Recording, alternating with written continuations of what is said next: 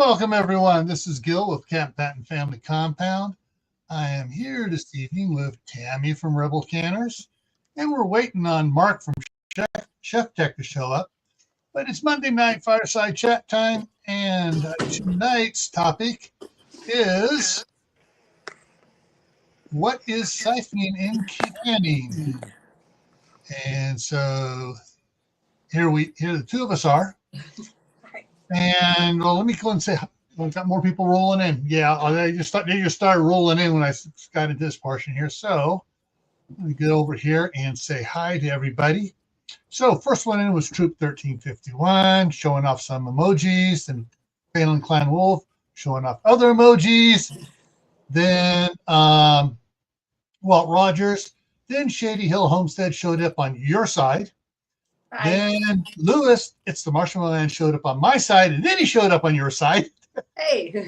double dipping.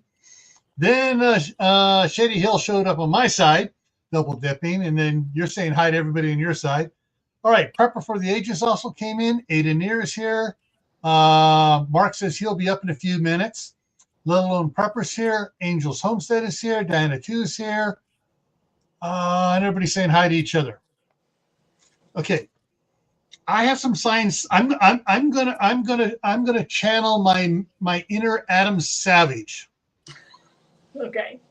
And do a little science here. Prepared for, welcome. And so in doing this, I'm going to be throwing up the disclaimer every time. I'm not going to show these other little videos much. Just a fair use disclaimer. I'm just going to show a little bit, just a little 2 seconds, whatever, and then I'm going to drop the link for it so everybody can go watch the video themselves. But we're also going to shout them out, and YouTube usually is fairly good about that. If you shout, go to the channel. Here's the link. Go to the channel. Watch them. They go, oh, okay, you're promoting another channel. Okay, we'll let that slide. You know, that's what Joe does all the time, and he doesn't get dinged. So, oh, and Diana 2's in on your side too. Thank you. Two ways, one for each side. Yeah.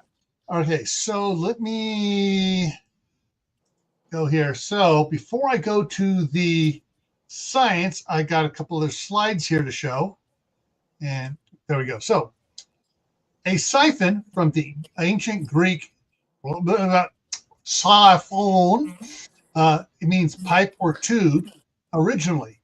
It's also spelled with an I instead of a Y. It is any wide variety of devices that involve the flow of liquids through tubes. A siphon is also any means of moving liquid from one area to another. And we all know about the Kansas City credit card. That's why I was laughing. I'm like, hey, that's not canning siphoning. That's the bad kind. Yeah, so we're going to talk about it all because it's all interconnected. So there are two leading theories on how siphons work.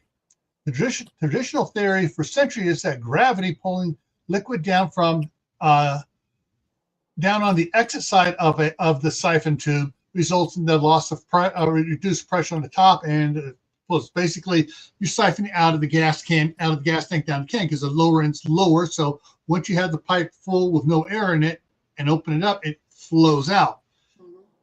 Then atmospheric pressure was able to push liquid from the upper reservoir to a lower up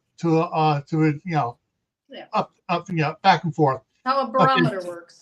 Yeah, and so there's a lot of other scientific stuff on the atmospheric pressure one, moving and creating siphons from air fronts moving through and hitting a lake or whatever, and putting more pressure on the system, getting over pressuring the outflow to the turbines for power plants where they've had overpowering, where that pressure is moving across, so the lake or reservoir is under pressure, pushing it, and by the time it gets over it, things have gone, and then they slow back down again.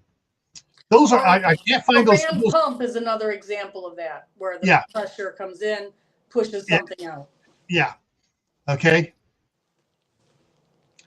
However, recently it has been demonstrated that I just lost it here. Okay, there we go. It has been demonstrated that siphons can operate in a vacuum. That's one of the scientific things I'm going to show you guys here. So let me go back over here. And that is the last picture. That is the last picture. So I can get rid of that. Come on. Escape. There we go. Drop that down. Get this up. I want to get this one up here. Okay, so let me go up here to the. Oh, hang on. So I just missed something on the. Got to go back to the comments. And Rudy Fern with Autism Homestead came in on your side. Hey, thank you. All right, so let me go over to the so I can do the banners. No, sorry, it's messaging here. So I'm going to play a short little one. I think it's 8 seconds. So this is going to be 8 seconds of copyright disclaimer under Section 107 of the Copyright Act of 1976. Blah, blah, blah, blah, blah, blah. Read it. Okay, YouTube, read it. Okay. Fair use for teaching here. That's our practice. Yeah. All right. Yeah. All right. So what I did was I did first I did decompression expansion, then I did water decompression, and the Adam Savage one is the one I'm gonna I want to get to too. And let's see, science. So I'm gonna go to the Adam Savage one up here first. This is just in the middle of the clip, so I'm not gonna play the clip. Mark needs the link. Mark needs the link. It's in Mark, it's in your email. He said it isn't. That's why he just messaged me. I need email me the link, please. I can't do it on my phone while I'm. Okay, hang on. Control C, go back over here. All right, this is for Mark only. Nobody else gets to use the link. And I will pull it down once Mark comes up here. All right. And so they got several things, and it includes how Adam did it. He heated up. He put a can in water, heated it up, put some boiling water inside of it as well, put the lid on it, and then set it, come on something cold. And so it cools, so this railroad tank had been steam cleaned, and they closed it before pressure had equalized, and it had cooled. And so this is the link for that. It's a really cool ad for education. All right, cool. Yeah. Well, we're doing education probably because I put through that link up about education. All right, so there's the link for the Adam Savage, and here's Mark. Tell me they're not listening to us without telling me they're listening to us. Yeah. Good. All right, so there's the link for this one. This one here is a little short. And it talks about how the nitrogen bonds and does everything. Talk about blood boiling. That's another one just for general information. Control C. And that's going to be the second YouTube link. That way, you guys, if you want, you can just open it up. I'm going to run get a canning jar. I'll be right back. Okay.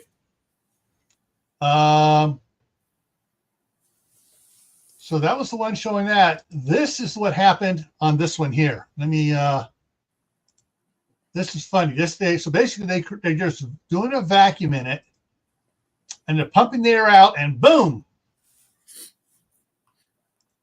So that wasn't that much of a vacuum either compared to the atmospheric pressure. Yeah, well, see, that was, and they were pumping for about 10 minutes, and it's a slow pump for that much volume. Of course it is, because of the volume inside that thing.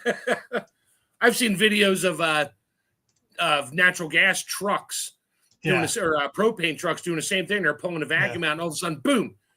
It's just half a psi too much, and it's this one here. I'm going to put this in. This is an interesting one. Pele close attention to it, and before I play that, I'm going to play this again. Where is it? There it is. Playing this again. The copyright disclaimer. We are doing this under teaching. All right, we are teaching here and doing a little research and doing commenting. Okay, so watch this. What this guy does with a syringe. He sticks it in there. He sucks a little bit of water in there, puts his thumb over it, and creates a massive vacuum. And look at the boiling. Yeah. That happens in my freeze dry. Canning, you take the thing off too soon, because all of a sudden the outside and the pressure of the canner's gone, and the things are still now under pressure. Yeah. And So, basically, it's because everything was cooked at high pressure, 10 pounds, 15 pounds. Hey, that's high for a kitchen. And the jars are heated, and so the air around the jars are cooling. And if you pop that off too soon, the pressure, the 1 or 2 pounds pressure in there disappears like that. Or if the room is cool, has a cold breeze go through it, the pressure canner will cool quicker than it should. And that can cause, so the jars inside can't cool at the same time at, approximately equally. So then you get a cooling of the pressure around the jars, which means now the jars are at a higher pressure than the inside of the canner. And then the liquid in the jars is continue to boil anyways. And now it boils more rapidly. I mean, it boils more rapidly, and basically you get like happens with divers coming too fast. The nitrogen in the blood is suddenly trying to get out, and it's not boiling, but it's turning from a liquid to a gas again.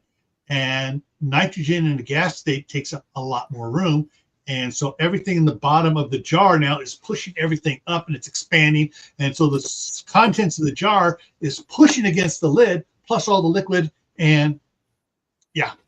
Okay, I'm done. So now that we've had Bill Nye, the science guy, run down his gamut of scientific experiments and things, Tammy. I am not quite that way, but yeah, I do have a degree in biology, college degree in biology, but I'm not a physics person. I hated physics. I got A's in high school, but that's just because I had the dirt on the physics teacher, not because I did well, and I bombed college physics, probably because I didn't have to pay attention in high school physics. Anyway, that's a story for another time. Not on these ones. So you have a jar. You put your lid on. Your lid is not on tight. You finger tight your ring. In here, when you're coming up to your 10 pounds of pressure, you're venting before you come up to your 10 pounds of pressure, I should say. When you're venting, you're trying to release the air in here and replace it with steam. Okay? So this is moving up and down. This lid moves up and down. All the way through the canning process, that lid moves up and down as the steam and the pressure forces steam in and the air that was originally in your jar out. Okay? And it does that all through, and the lid does not seal until that vacuum comes down in it, whereas the steam goes the other way. The steam goes out as room temperature air when your canner is cooling down. So the lid isn't on there super tight until 24 hours after you take it out of the canner. So there's always this exchange of steam and air going on. The number one cause that I know for canning siphoning is a burner issue. So there are burners that are specific to get. It's called a D ring. The ones that you usually see on your stove that come with your stove in modern day now are not Ds. The D is a little bit heavier, and it will, this is electric stove, it will support your canner better, and it has evenly coiled heat coming up. So there is a problem with your stove. Number one problem for siphoning would be the coil on your electric stove. Now, not everybody uses electric stoves, so it's not always the problem. Could be a heat issue with your burners. Maybe one of them is clogged and you're not getting the same amount of gas with your gas burner, but it's uneven heating in some way. Could be a fault if you have like a canner that you have destroyed and you're still trying to use it. Yeah. So the bottom isn't flat like it's supposed to be anymore. So that could cause uneven heating. So it's an uneven heating problem most of the time. The other cause is, like Gil said at the beginning here, when you don't wait for your canner to come completely down to pressure, you think you can cheat and pull that weight off too early. You're going to have siphoning every time when you do that. Yeah. And that the whole canning process, the time we are canning takes that into account, and you're not supposed to take that off early. You really aren't. You're not helping yourself. You're not doing anything your favor. And because of the siphoning and the liquid coming out, more air being in that jar, there's more chance of Problems. your food oxidizing and Failure. spoiling. Yeah. Failure. So basically, yeah, as your jars, you vent it so everything comes up to the even temperature. That's what I was told. yeah. You know, you're venting for 10 minutes. Yes. And no, you're not getting the quote air out of the steam, or you're just getting the temperature equal. It's starting to steam. There's air in there if you want to look at it that way, period. But everything comes to the same temperature and comes up to the same temperature. Then you put your pressure on it. It's the pressure in the jars that is equal to the pressure out in the canner itself. Yes. And if the pressure in the canner drops too fast and cools down too quick, that's when the pressure in the jars it's looking to leave. Yeah. But so if you want to cool down nice and evenly, and then what I do, I mean, my canner, my 930 on the big burner, if I got a double stack of quarts in there, that thing takes a good hour and 20 minutes for it to come down to zero. Now, I've also found out my weight fits too perfect. So what'll happen is the temperature goes down, the gauge goes down to zero, and I'm out. I'm like, okay, I'm not worried about it. It's not going to blow up or anything like that. I go outside. 20 minutes later, I come inside, and when I pull the weight off, it's actually pulling air back into the canner. And at that point, I haven't gotten any siphoning out of that, but it's the weirdest thing. So now my gauge is at zero. I'll put a glove on, take the weight off, and put my finger over the little pin to see if it's sucking my skin in or still blowing it out. It's right there. So I do that until I get a tiny bit, one where you're always going to get a little noise. It's either leaving or going in. I don't mind if it's going in a little bit. And then I'll crack my lid open, rotate it, lift it, and set it on the metal tabs and let it continue to cool a little longer. Because then you start, like when you do broth, oh yeah, you put it on the table, it's hysterical. The first time you do broth, I was laughing my butt off. It's boiling, and the little bubbles on the lids are going ding dong, ding dong, ding dong. They're going up and down and up and down and up and down. I'm like, oh my God, what's going on? I messaged Tammy on Rebel Canners years ago. I was like, what? She's like, just cover it up and leave it alone. It's a symphony. It'll calm down. I think I posted that video on your page. It's like playing the Herald of the Bells over there for you. All right. Get a bunch of little different sized magnets and put them on the lids, and it'll go deep, deep, deep, deep, deep, deep, No. Leave the lids alone. Do not. Okay. That was sarcasm. That was sarcasm. Do not do that. Don't touch the lid. 24 hours. You do not touch this. You do not test it in the first 24 hours. That's how you get a false feel. You bought, it's Christmas time, and Sam's Club the day after Christmas, they got stacks of canning jars. They're on sale, or Walmart, and you buy like 6 or 8 flats of quartz pints, whatever you need, and you throw them in the car, and you get them in the car. Or you're walking them out to the car, and all of a sudden you hear ding, ding, ding, ding, ding, ding, ding, ding, ding, ding, because all the jars are at room temperature. The rings are not tight on there, but they're kind of on there. And then you put them in the car, and it warms up, and you hear dong, dong, dong, dong, dong, dong, dong, dong, dong, and then you bring them back in the house. My wife, I had her going insane one night because I had just bought 10 or 12 cases of jars, and they were stacked in the kitchen, and I had just run a run of tomato sauce or meat sauce or something. They're in the kitchen. She heard them all plink down. She loves to hear that sound. Middle of the night, she comes down for a glass of water, and she starts hearing the wrong clinking sound. Now she's checking every jar, and she's like, honey, all night long. Every time I came down, I'm hearing jars plink, and I'm like, really? And then while we're sitting there, all of a sudden I heard a couple plink in the other room. I was like, oh, that's because the heat's on and they're next to the vent. They're heating up and then they cool down. And she's like, I hate you. Get them out of there. Don't leave them there. Put them in the basement. I don't want to hear that crap. Yeah. Going back to something you said about the electric stovetop, the D-ring versus the okay. Some of the stovetops don't provide a constant even heat too, as well. Yeah, flat tops are the worst now. Yeah, the new ceramic tops, some of them will get up to a certain temperature and shut off. Get up to a certain temperature and shut off. You can't can on those. So you have to really make sure that you have a stove. I mean, honestly, I prefer a gas stove for canning.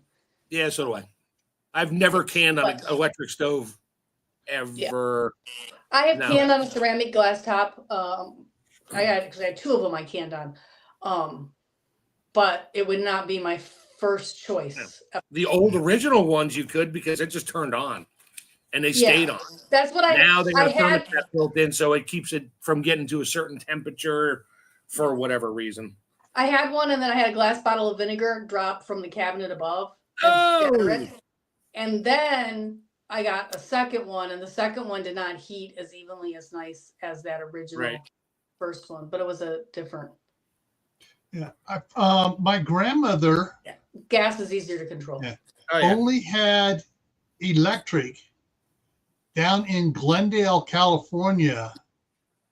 In one of the house they moved in, they had electric in there because that was during the late 40s, early 50s. The push for electric back then. Yeah. It's a new cool thing. They're back to that too now, trying to say, we can only. Well, with the what they had was it is more like a rheostat controller, so it controlled the voltage to set the temperature of the, just like on a gas range. The old ones had, you turned and it'd go either pink or redder or bright red. Yes. Yeah. Now you have to go from your little clicks from low, medium, high, and death.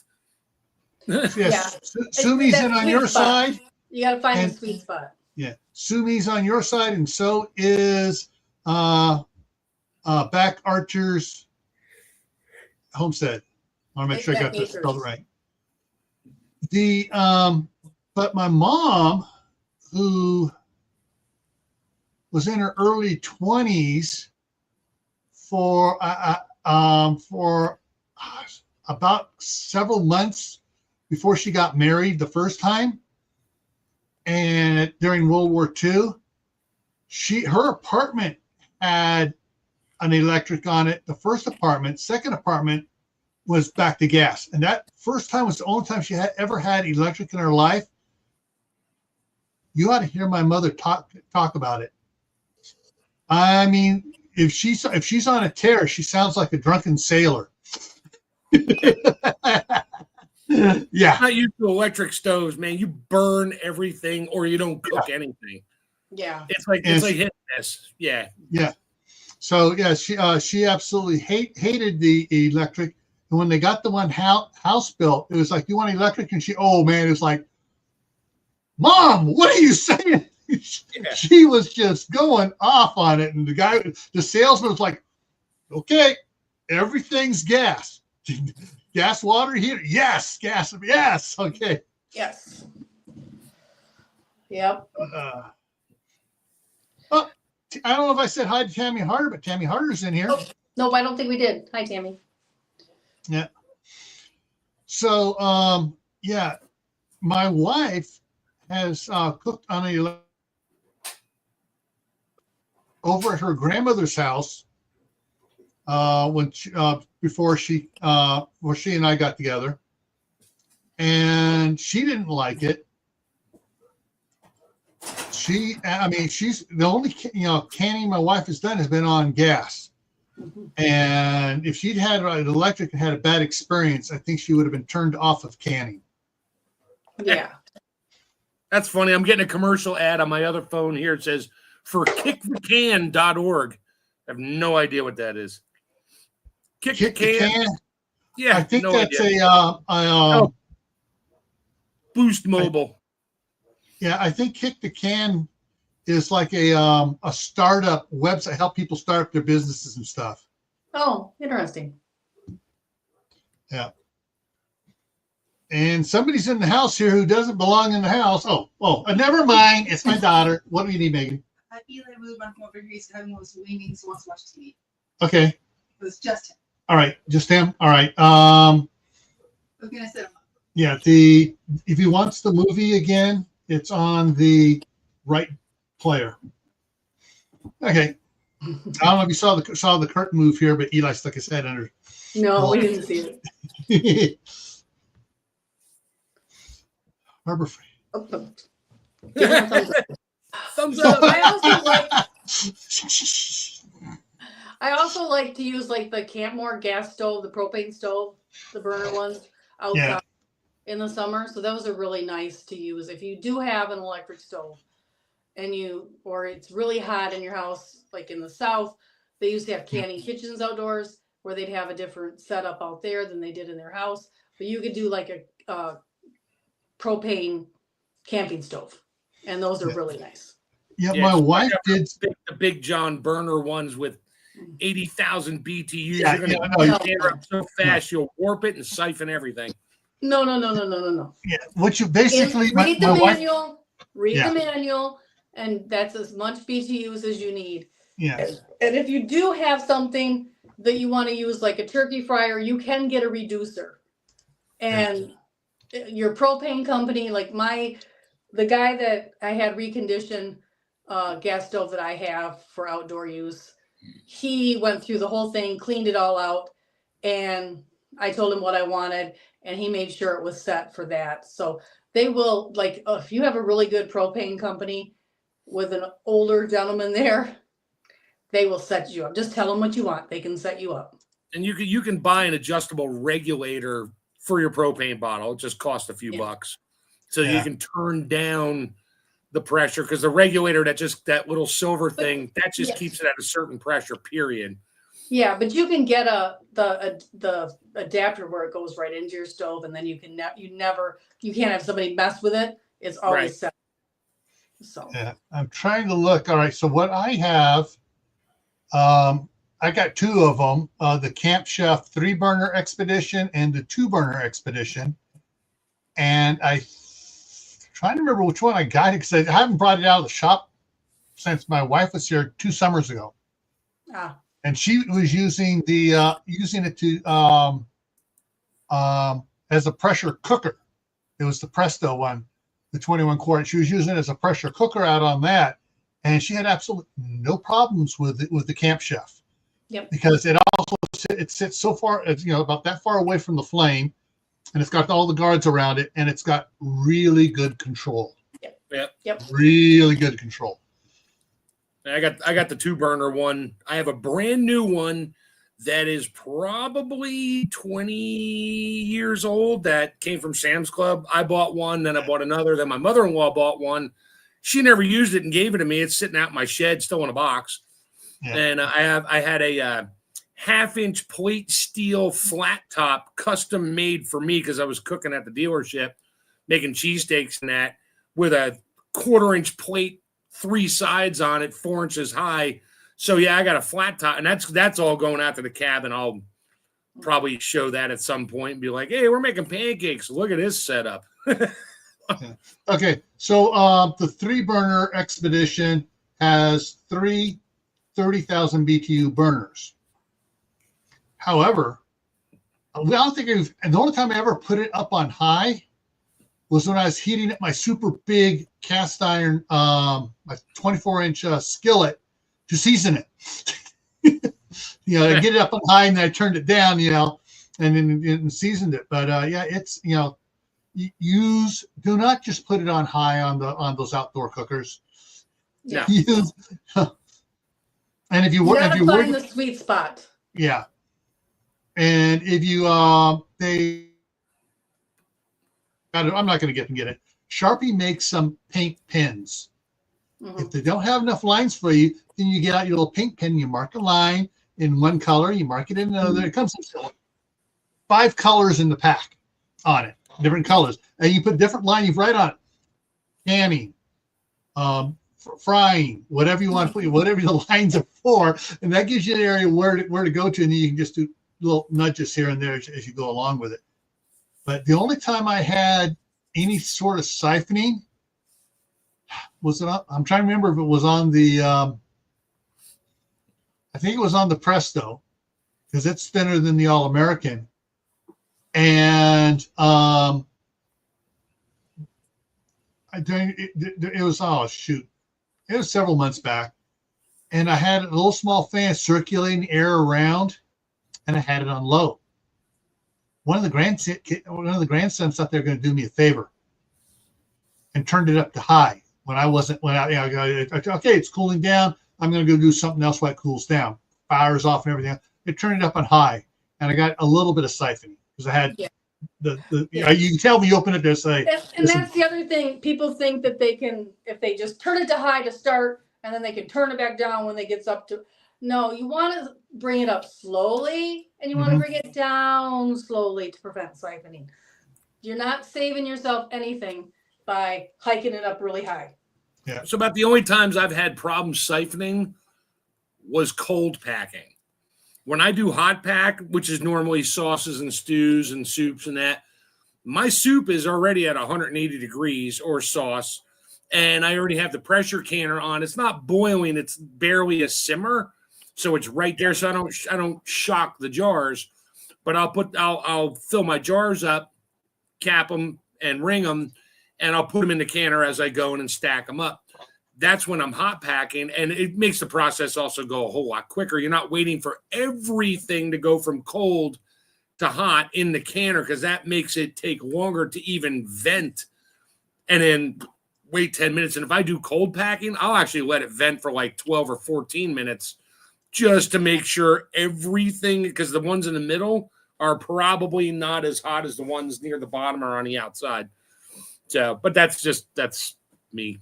Sorry. So the next thing people always say is, "Oh my God, no, this is fire cider. This is not a can, and obviously it's not something that's sealed. Just a jar I knew that was out there I could grab." But you're making cider out of spiders? Fire cider. I'm making cider out of fire. Fire ant. Okay. Cider. This will knock what ails you right out of your body. Yeah. That, or it's one of those things like my mother used to give me, that if my mother gave it to me, I was no longer sick. This is one of those things. You either got to be really sick to take it, or you're instantly cured because you don't want to take it ever again. It's not the best tasting stuff, fire cider. I even tried this batch as elderberry, but anyway, that's not the point.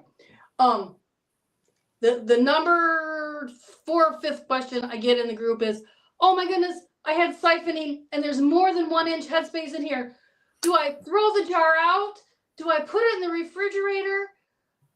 Do I open it and reprocess it in a different jar?" No. Leave it alone and use it first. It's still fine. Just use it first. Because you will get oxidation, because you do have more airspace in there. So it could be more prone to spoiling because there's more oxygen in there, but just use it first. Yeah, and if it's a liquid like French onion soup or something, which I do a lot of that. Yeah, mine. I always leave an inch of headspace. Sometimes a tiny bit more, sometimes a tiny bit less. Every now and then I'll get some siphoning, and one of them will be down 1.5 inches or 2 inches. I'm like, yeah, whatever. It seals.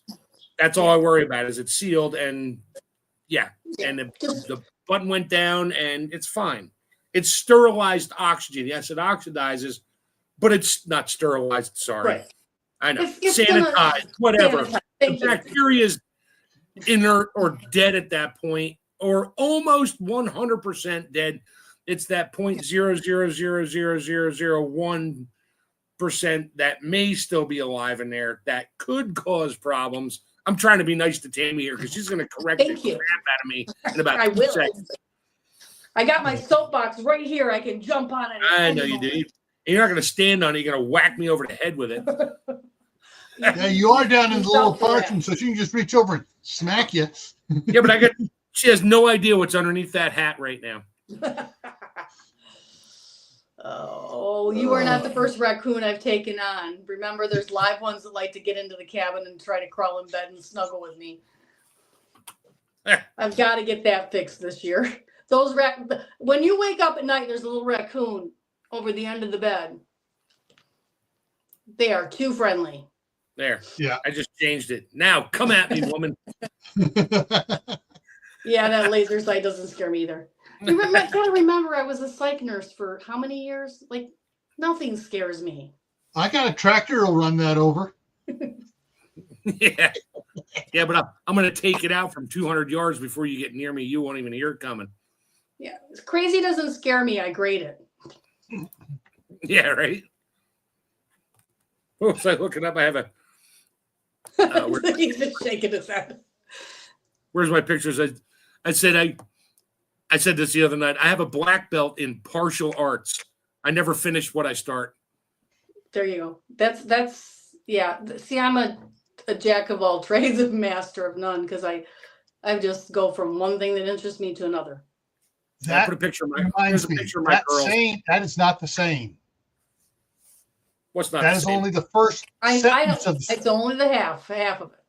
Yeah, so it's I'm a jack of all trades, master of none is better than master of one and something else of none. Yeah. So yeah, jack of none. Yeah. All right, Mark. You said you'll get me when? What? You said when I said the tractor, you said I'll take that tractor out. I'll say I'll take you out from 200 yards. You won't even hear it coming. Yep. No. 2.5. Yeah. Good luck aiming that on your bouncy little tiny tractor there. Yeah, you better be sitting still for about. That identifies as an AT&T hole puncher. Okay, well, Anyway. don't get me a strike because this isn't bowling. I don't want 3. Yeah. Oh. All right. Did you see my short today? Because it was very interesting. So across my news came this thing today out of Detroit that meat prices in February, the last 12 months, February to February, have raised 7.6%. 7.6%. If you are not buying meat on sale and canning it and putting it in your pantry, you are losing money because that same money in the savings account is not getting you interest at the rate that inflation is taking your dollar at the food grocery store. Up here at Sam's Club up here, it's more than that. Yeah. Because it's gone from $4.99 a pound for hamburger. It's now $5.37 a pound. I would say if I could find it for $4.99, I'd be buying 10 packages. That's all those chubs I bought was at $4.99. Yeah. And I was just buying it. And it was just like, now it's $5.37. I looked at stew meat today and on clearance. So the markdown packages with the little yellow stickers, $6.49 for stew meat. Yeah, I know. That's just one step before hamburger anyway. Yeah. I don't want to talk about what I pay for meat. So anyway. But my daughter calls me. I put that video up and I short and I put it up. My daughter calls me. She goes, "Mom, when did pickle bologna go up from? It was a year ago. It was $12.99. It is $17.99 for a gallon of pickle bologna." Ew. Mom, I bought one last year because we probably do it. Oh, my daughter sent me a message. Yeah. Anyway, it's like seriously, that is more than 7.9% hike. Yeah. But how's your gas prices right now? Because mine are down like 30 cents from 2 months ago. So the other day it was down 30 cents from what it is right now. And for no reason, the gas prices did not go up. There was no world events. It just jumped overnight 30 cents. So right now it is between, depending on where you go, 309 to $3.29. Oh, wow. All the way from where I live to the southern tip of Indiana. Because Saturday I drove to the southernmost part of Indiana, almost into whatever state's on the other side of Indiana in the south. Iowa. Okay, almost Iowa. Literally, I could probably have spit on Iowa from there. And the gas prices were the same all the way through Michigan, Indiana, all the way. Wow. Down here, they're like what was it, 282? I haven't seen 282 in Maryland since Christmas. Yeah, it was $3. It was $3.30 like 4 or 5 months ago, and now it's down below $2.90 now. It was down to $2.98 like 2 weeks ago. Yeah, and this is what cracks me up. All these companies are like, "Well, we had to raise our prices because the fuel cost for delivery is too high." Okay, you raise your price. Well, the fuel just went down. You're going to lower your price now because you don't have to pay as much? No. That's the eBay scam. You bought that flat screen TV for $1. It's $900 in shipping because I don't pay taxes on shipping and handling on eBay. Just the tax or just the fees or whatever on the dollar. Yeah. So yeah, that's what they're playing that game now because they don't have to pay tax on shipping and handling. They just continue now. They're raking in the profits, and they're not going to drop it. My company's just as bad, and I call them out all the time, but they don't want to hear it. Yeah. All right. What was it? So on the 20th, 19th, I did a shopping haul on Gray Man prepping video. The beef bottom round steak regular price was $5.56 a pound. Mm-hmm. Of course, I got it 24% off because I get it just before they toss it in the hamburger thing. But yeah, I mean, I'm trying to find here. I'm looking at the video here on Super Big, so I'm trying to find the 550. Here, let me just show it.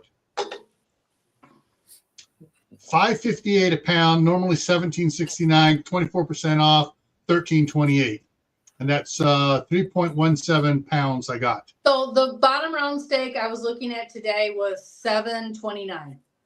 Jeez, my daughter, regular price.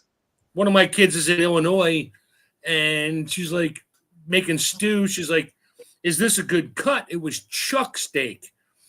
And I'm like, okay, it's kind of fatty, very flavorful, a lot of grizzle. Yeah, okay. It was like $7.89 a pound. I'm like, what? Yeah. So I went out and I picked up, I had a bunch of beef that I've been sitting on here that I cubed it up, cooked it in the sous vide. Well, I cooked it in the sous vide, so it was like medium. Cubed it up, threw it in the freeze dryer, packed it up, and sent it to her. It was cheaper to send it to her than her to go buy it. Yeah. So she has cubed beef ready for beef stew. She just has to add some water to it, rehydrate it, and she's like, "Oh my God, it tastes just like beef." I'm like, "Yeah, because it's beef." It is beef. And it's good beef. It's London broil, top round. Yeah. Okay. The 88% ground beef here is, see if I can catch it here. Come on. Oh, I got to go back. It only scanned over just a second. Is $4.76 a pound for the 88%. Usually I get the 92%, right? But this had the discount on it, so I got the 88% ground beef. So it's a little bit cheaper. Cook it and throw it in a strainer and drain all the fat out of it and rinse it, and now you're back up to your 94% fat free. Exactly. Just drain down the drain. Never put the grease down the drain; it will clog your pipes. Okay, whatever. Anyway, that's why I save all my paper towels. I use wiping stuff down. Anything else, I save those. And when I need to strain the grease, those go in a bowl, and I just ladle the grease into and dry it all up, and in the trash it goes. Yeah. Right. That's why I dump my boiling water out of the canners down the drain to chase the grease, so it shoots it out to the street, and they can deal with it down at the county. Yeah, I got a septic. Yeah, septic, no. No. Boiling water in a septic, no. But we're at the 10-minute mark. Do we have any questions in the chat about siphoning? Sorry. Side chat. Any questions? I just want to make sure everybody gets their questions answered. Everybody's talking We're about off the on a- ads that they saw. Well, while we're off on a tangent, is there anybody have any questions? That was my fault. I started that one. The are you planning on going live this week? If I do, it will be tomorrow, Tomorrow about noon. at noon? Okay. Yeah, the grandkids are off for spring break this week. So are we. And tomorrow is the only day I don't work, and we have spring break. So I might got a question. go live in 2 weeks when I'm out at the cabin with the tiller and throwing all the 50 pounds of seeds I got out in the field to grow. I might go live for a little tidbit there, maybe. Other than that, I'm going to record everything on my GoPro. So, yeah, I don't think that there's any food that is more likely to siphon, Sandy, than others. I really do think it has to do with temperature control on your stove. So, I don't know if I don't know. Why does my ceramic top siphon 5% at a time? And ceramic top, it's probably a heating issue. it's an uneven heating issue. You might have one of those ones that once it gets to a certain heat, it shuts itself down for a few minutes and then turns back on. And that irregular heating is what's doing it. But I don't know without knowing the make and model of your stove. But ceramic ones are more prone than electric or gas. and it could be a voltage issue coming to the house. If your voltage is down, everything's down a little bit, so it's not getting Yeah, quite if your voltage hot. works like your internet. Yeah. Oh, yeah.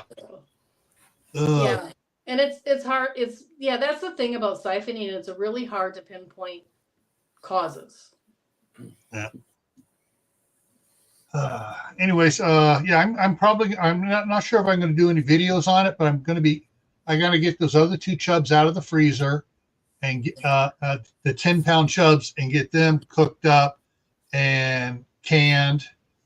And then I'm probably going to pull out a bunch of the pork, the super thick Sam's Club pork chops. The ones that you need to cut in half to do. But I got a bunch of those that I froze in the seal meal. As soon as I got them, I seal mealed them. I did some videos on them, and so I'm going to probably go ahead and can those up. Get those, put some broth in there with them, and can it up. Nice. So that's some of the projects I'm going to be doing here over the next little bit while I'm waiting for my garden to do more, which did amazing this last couple of days. It snowed last night. It snowed. It snowed last night. Oh. I am so not even ready. I want to join the Vineyard Chicks in their survival seed challenge, but I can't even bring myself to plant anything indoors right now. It is every time I get a little hope that spring is here, it snows. All right, here's my thing. You're supposed today right now at 7:00 in the evening, it's 63 degrees outside. Oh, so that's what we'll have the rest of the week. The high is going to be 64 tomorrow, 71 on Wednesday, 65 on Thursday, 52 on Friday, and Friday night it snows. All right, so about next Saturday or Sunday, it'll be snowing here because you usually get the weather a couple days before me. Yeah, so Friday night we're supposed to get a little bit of snow and a little bit of rain on Friday daytime. Snow Friday night because it drops down to 33. Borrowing any pressure fronts that come from the north down. Yeah. Though that your weather usually comes over and things up and hits us. So. I do not have a dog. Why am I getting a dog food ad? Because there's a raccoon on your show and he's a trash panda. Yeah. All right. So coming up for me tomorrow night over on my other channel, Gray Man Prepping. The topic is first aid training, multiple levels we're going to be talking about. And then Thursday night's the midnight ride on Gray Man Prepping. Friday back here. The topic is start your seeds.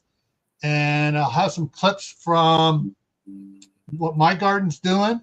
Yesterday, I planted the chitted seeds.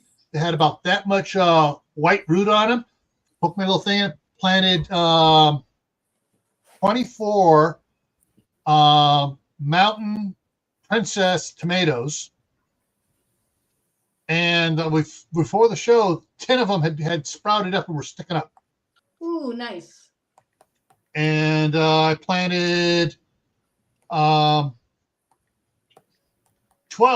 of the California Wonder bell peppers. Mm-hmm. And in my chitting starter, I got 6 baby sugar pie pumpkins starting, and I got 12 of the when I showed the seeds here, the sweet fiery ones that I have showed here a couple last week or something, of the little peppers, not bell peppers, the other peppers. The paprika. Yeah, those are going there, and then I'm gonna, once I have those in, hopefully by that time, Sam's Club will get their brand of Members Mark potting soil out, and we will I'll be able to mix it and do the other pots I got all ready to put stuff in. But right now I just got a couple more things. When's my last frost date? That's a good one. Anywhere from May 15th to June 15th, because we've had snow on June 4th. Yeah. All right. I don't plant anything until after Memorial Day. Yeah. I finally did some starters yesterday. I did acorn squash, spaghetti squash, and 18 sour cherry pits that I saved from the sour cherries that I made jelly out of last year. And I just pop them in the dirt. I'll see what happens. There is a comment in the private chat that is not made by the three of us who were up here. Yeah, so someone who wasn't authorized to come up who was trying to come up. Oh, okay. I just want to make sure you saw it. Okay, then it goes like this, banned from studio. There we go. Yeah, thank you. Let me get That's because you didn't. Did you pull my StreamYard link down? No, it went by so fast I didn't get a chance to pull it down. Oh, well. Because somebody didn't check his email. I checked it. You got it. You better check your sent file because you sent it to me and Tammy at the same time. You better, Tammy, look at yours. I bet you he didn't send it to me, just to you. Oh, I don't know. Anyway, I just saw your comment came across the top, so I told him because I can't. Yeah, I know. That's why I text you. I'm like, she won't text.